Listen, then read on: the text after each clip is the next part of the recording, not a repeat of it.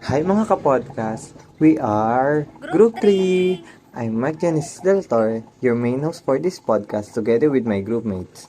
We're gonna interview a fourth-year student graduating in college about death penalty, his insight about it. But first, each member of our group have to give a small answer about are they favor in death penalty or not. I'll be the last one to answer, so let's start with my group mate Chandra Madrilejas. As a student, syempre, I'll disagree sa pagpapatupad or pagbabalik ng or ulit ng death penalty kasi everyone's deserve a second chance and also, di naman das ang sagot sa lahat ng kasalanan dahil sapat na yung siguro yung life sentence sa kanila lalo na sa Pilipinas dito sa bansa natin na sobrang hirap pag nakulong ka. And kaya po, 'di ba, may nakukulong is para pagsisihan or magsisi sila sa mga nagawa nilang kasalanan and paano pa po sila magsisisi kung patay na po sila. And also, hindi din naman po tayo sigad para magdikta ng pagkamatay ng isang tao. Good day, I'm Stephanie Shane. So, for me, hindi po ako payag sa death penalty dahil naniniwala po ako na pwede pa magbago ang isang tao at bigyan sila ng pagkakataon para baguhin po yung mga mali nilang nagawa. Bukod po rito, pwede po kasing mag-cause ito ng hindi makatarungang pagkamatay ng isang tao.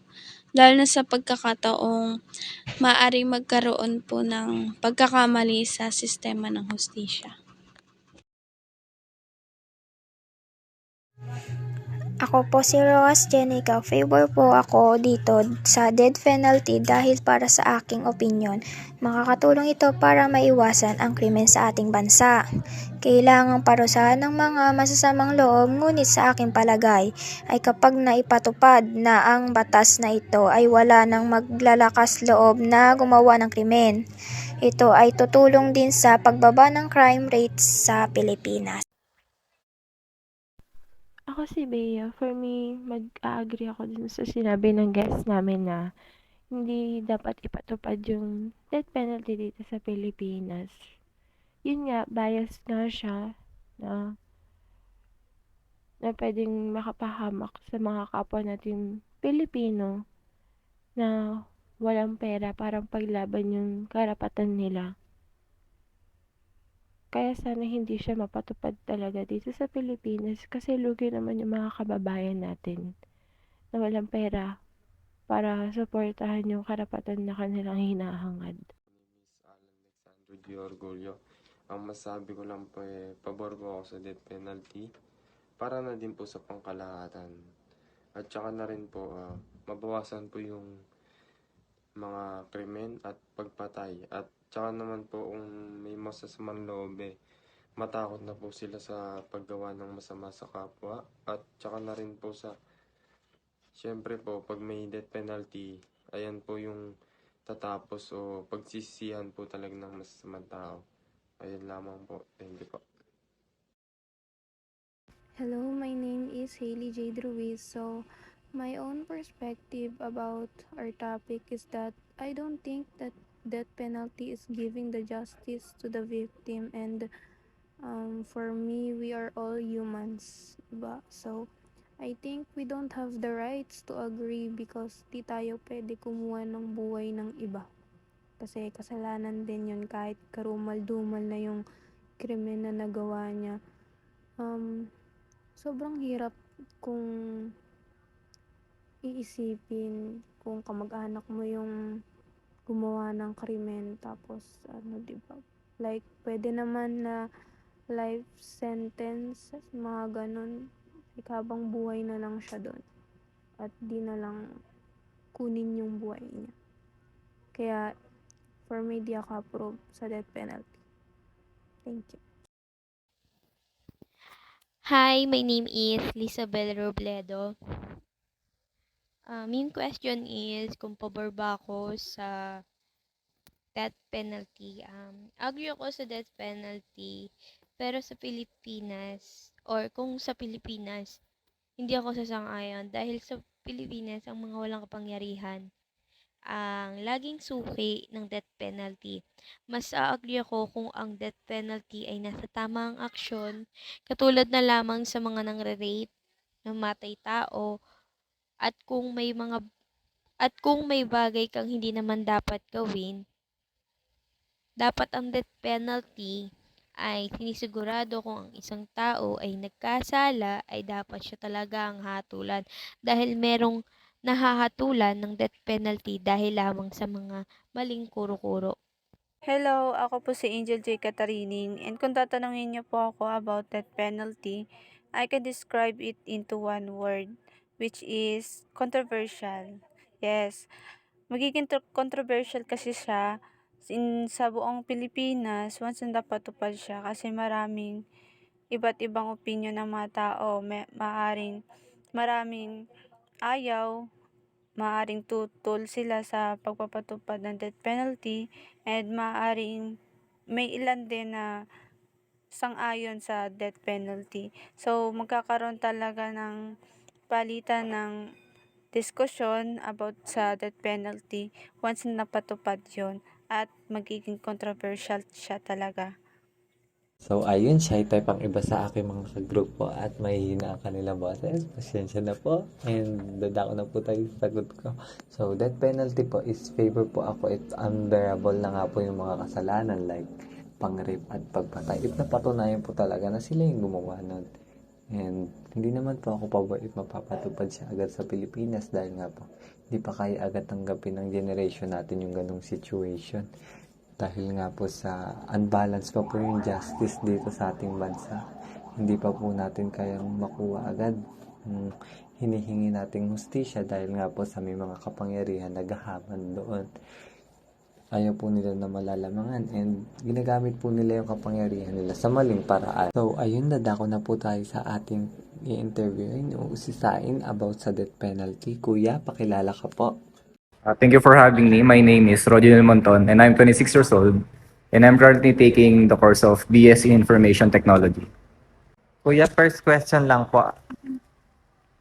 Ano pong tingin niyo sa death penalty? Death penalty kasi, meron siyang pros and cons for me. So, kung isa-isay natin siya, ang pros kasi noon is mababawasan yung or possible na mabawasan yung crime rate. Also, isa sa mga cons nito is magkaroon ng racial tsaka bias. Pwede siyang magamit sa maling paraan, pwedeng magkaroon ng sabihin natin na one-sided yung story. And also, marami rin siyang pros din at cons, pero kung isa-isay natin siya, magkakaroon ng different category at magkakaroon ng debate yan. Para po sa yung death penalty po ba is criminal or hindi? Hindi ako religious person, pero if magbe-base tayo sa biblical theory or sabi natin sa Bible, against siya sa human rights, also, we have no right to take another one's life. So, against ako sa death penalty. Do you think the death penalty is a fair punishment for serious crime like murder and rape?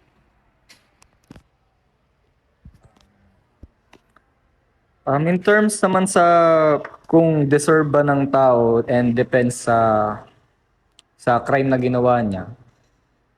Kasi wala tayo dun sa estado or sabihin natin wala tayo dun sa nakaranas na or sa mga victim, sa mga family, victim of the family doon.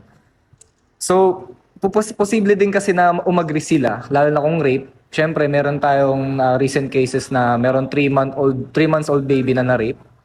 So, ang dami talagang gustong i-approve yung death penalty na yon para makuha yung deserving na justice para dun sa baby.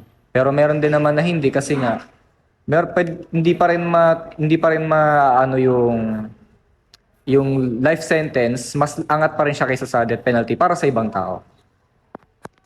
Do you think po ba sa Pilipinas yung death penalty po is mababawasan yung mga crime dito if napatupad siya? Like I said earlier, mababawasan yung crime rate pero magkakaroon kasi ng constant fear sa society. Kasi imposible, lalo na sa Pilipinas, hindi natin matatago na nagkakaroon talaga ng bias dito, nagkakaroon ng sabihin natin na ginagamit nila yung power nila para sa selfish way nila. So, sa society natin, magkakaroon ng constant fear. Pero, since na mababawasan yung crime, magkakaroon tayo ng sabihin natin na revolution about yan. Kaya mangyayari niya, magkakaroon ng chaos sooner or later after nila yung death penalty. In what way niyo po na sabi na magiging bias yung death penalty pag napatupad?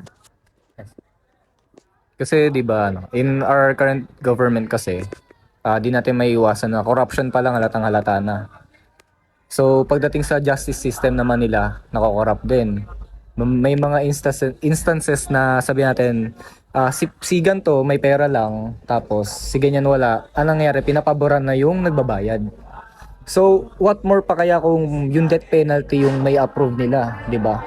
Ang mangyayari kasi niyan, pati yung kahit yung kaaway nila, sabi natin mas lamang sila sa power, magagamit nila 'yon upang ma-bypass, as in ma-get rid of nila yung mga kaaway nila. In favor po talaga sila sa may mga pera. Oo, talaga in favor sila sa mga pera. Kasi ano naman kumpara sa trait natin, toxic trait na ng mga Filipino 'yan.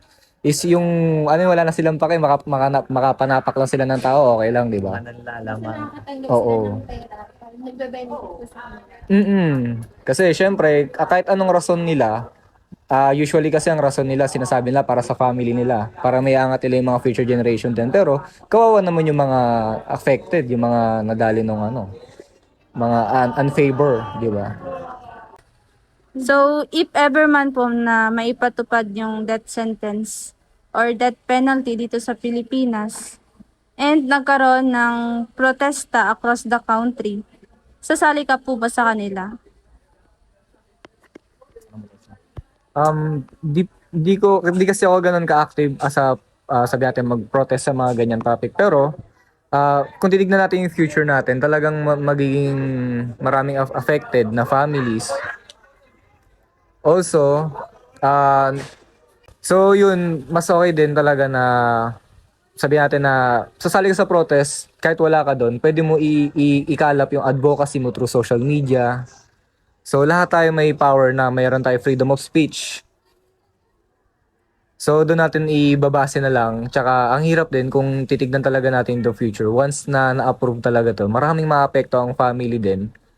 At tsaka corrupt na rin kasi talaga yung current government natin. So, what more pa kaya kung magkaroon sila as an additional power para ma-abuse yung death penalty? Para in their side talaga. So, favor ako na talagang active ako or sabi natin, yes, sasali ako sa protest. Another question po. Let's say na yung death penalty ay na-approve and pinatupad sa Pilipinas. And someone in your family has been found guilty of a crime and na-sentence siya to death penalty. Ano po ang mararamdaman nyo? Like, ano din yung gagawin nyo, if ever? Meron kasi tayong dalawang possible na sabi natin na feeling, sabi natin mga ganyan. Kasi kung si family member naman is talagang deserve niya yung death penalty or sabihin na natin na nagkaroon ng nakuha niya yung sabi natin, nakuha niya yung rights para mahatol siya ng death penalty, malulungkot kami also, magkakaroon ng sabihin natin na parang pity rin sa kanya kasi nga everybody deserve a second chance also, di ba? So, pero naman, what if naman na siya, sabihin natin na frame up or talagang na-accuse lang and yung sa case niya is nahatulan ng death penalty, though meron ibang punishment na mas deserving doon.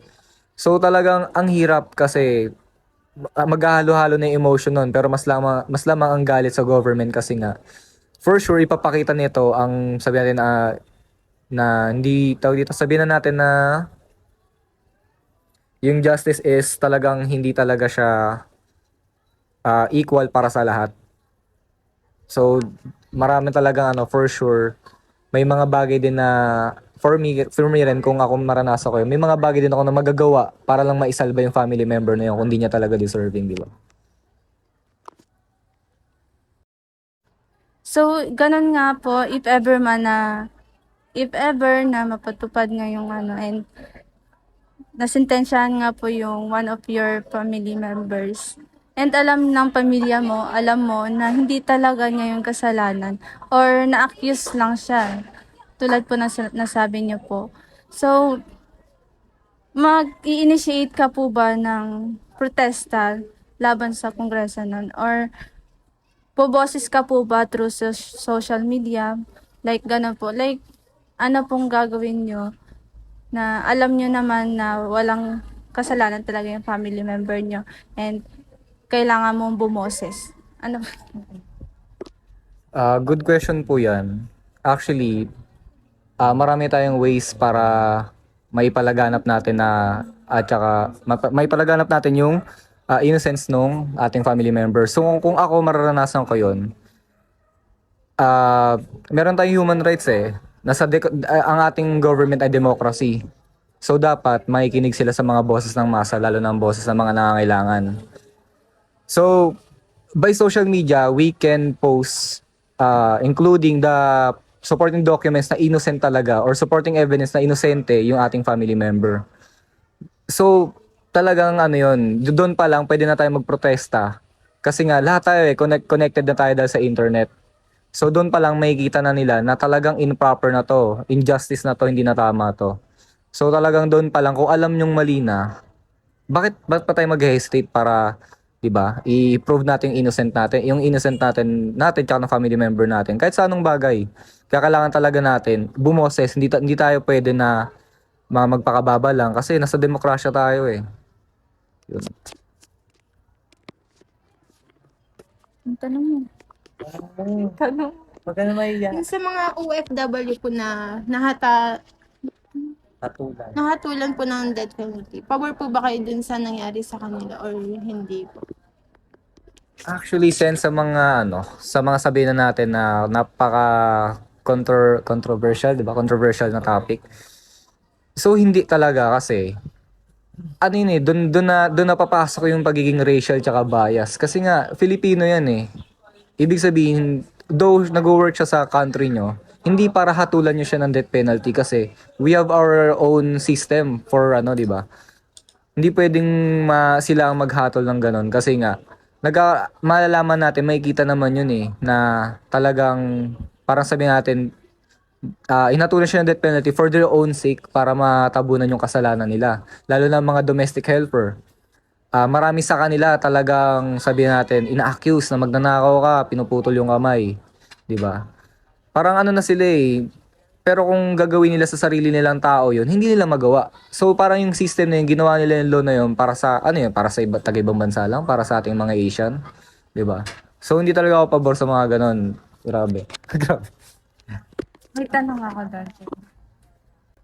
If ever man magkaroon ng death penalty dito sa Pilipinas and yung para lang siya sa mga international or foreign nationals,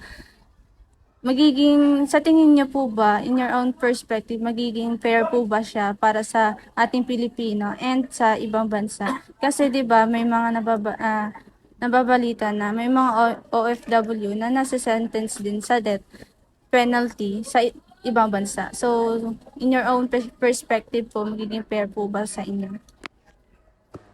Oo nga regarding dun sa mga OFW or sabi natin mga overseas Filipino workers na nahatulan ng death penalty. So mas maganda kung hindi tayo favor kasi nga we don't need to stoop low sa status nila na para gumante. Kasi unethical na siya, unprofessional pa.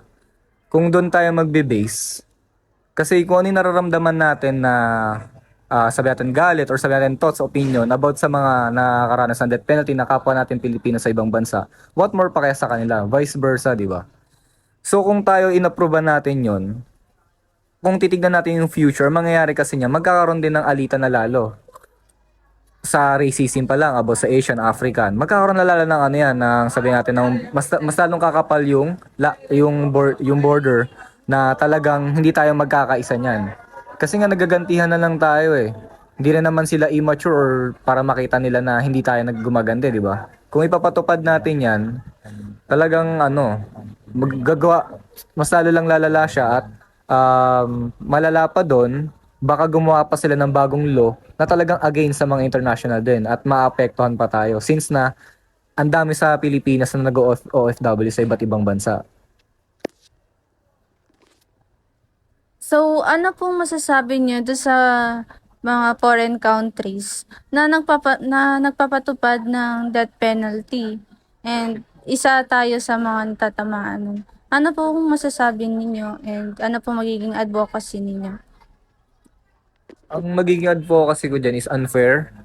Also, parang sabihin natin na racism din. Ano natin siya sa racism. So, masasabi ko lang sa kanila is parang kulang sila sa sabihin natin, kulang sila sa edukasyon na hindi lang yung race nila ang sabihin natin na mataas.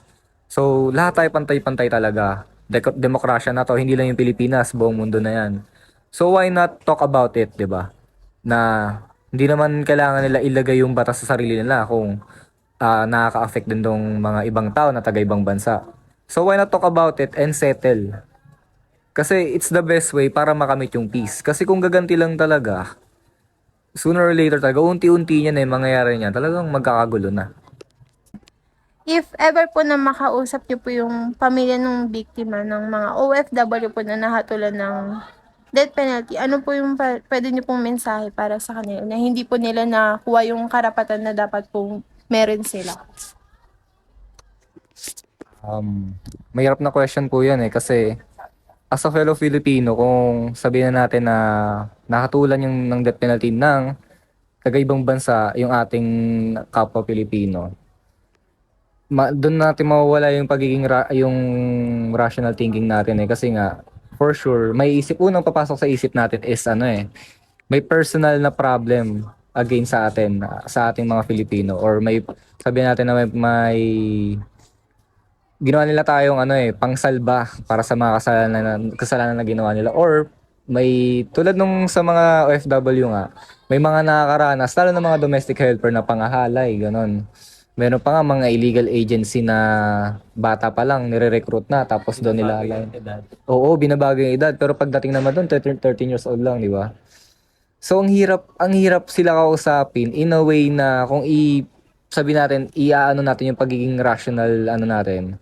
Kailangan natin maging kasi ipakita na peace pa rin dapat. So ang hirap, pero wala tayong magagawa kasi mas maganda diyan talagang natin sa government natin upang mapag-usapan din at ma-prevent kung naapektuhan man tayo yung sa family natin. Ang mahalaga, mapaprevent natin sa mga following generation, di ba? Hindi nila sasapitin yung sinapit ng family natin, sinapit natin. So, gano'n na lang siguro. Parang, kaya natin be mindful na lang. Also, talagang bumoses sa government natin para maging aware sila sa mga nangyayari sa mga Filipino na nasa ibang bansa na nag-work. So, bilang isang estudyante po, do you think na kaya mong baguhin ang public's view about sa death penalty, about sa pagpapatupad ng death penalty? As a student kasi, wala pa sa isip ko yun pinoproblema ko pa yung thesis ko. Tapos, sige, in terms of public view, pwede naman, since napag-usapan natin kanina, pwede tayo mag-post through social media. Doon pa lang maano natin sila, mangikayat na sila na si ganto, si ganyan, nakakaranas ng ganto, si Juan. So, mabibigyan natin sila ng concept para maging aware sila. Kasi ako, guilty rin ako to the point na hindi ako masyado nag-social media. Pero once na nasa social media ka naman, nagkakaroon tayo ng knowledge, di ba? Sabi natin, sige, chismis yan pero okay lang, at least may knowledge ka.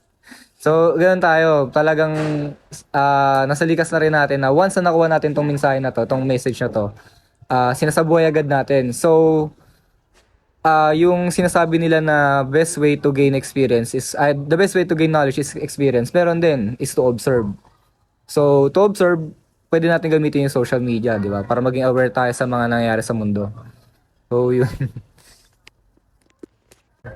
So, final question po. Ano po yung magiging huling mensahe niyo about sa death penalty? Ang huling mensahe ko about dyan is, wag talaga ipatupad kasi hindi lang naman sabi natin, hindi lang tayo maapektuhan, pati mentally and emotionally, may maapektuhan din lalo na yung mga executioner. Syempre may mga konsensya din sila, di ba? Kung sila ay kukuha ng buhay din, dadali na nila yung habang buhay. Also, hindi para kumuha tayo ng buhay ng iba based sa mga krimen na nagawa nila. Oo, sabihin na natin, kung tayo nasa sitwasyon ng family ng victim, talagang deserve nila yon, lalo na kung sabihin natin karumal-dumal talaga. Pero, kung tayo, sabihin natin, wala na tayong negative emotion na nararamdaman, i, ano na natin yung pagiging rational thinker natin, di ba? Ano na talaga, sabihin natin, may mga batas na talagang, tawag dito, deserving nila. Life sentence imprisonment pa lang, mahirap na, lalo na sa Pinas. Sa sobrang corrupt nito, kung ikaw ay nakulong talaga, talagang doon ka na mamamatay din doon ka na magkakasakit. Hindi tulad sa ibang bansa. So yung pa lang, deserve na nila yon. Nang hindi nila makita na lumalaki yung pamilya nila, lumalaki yung sa natin mga apo nila, mga ganyan. Pati yung pag-develop ng syudad, doon pa lang talo ka na. So, mensahe ko talaga yung wag na talaga ipatupad. Also, against talaga ako, in sum up sa ating na-discuss dito sa podcast, is talagang against ako sa death penalty. So, thank you for having me. Thank you so much po. So, ayun, dito na nagtatapos ang ating interview patungkol sa death penalty. Again, Mr. Monton, maraming salamat po sa pagtanggap ng aming paanyaya sa programang ito at sa pagsagot sa aming mga katanungan. Again, I'm Mark Genesis de la Torre, your main host for this podcast, together with my group mates. Thank you, everyone!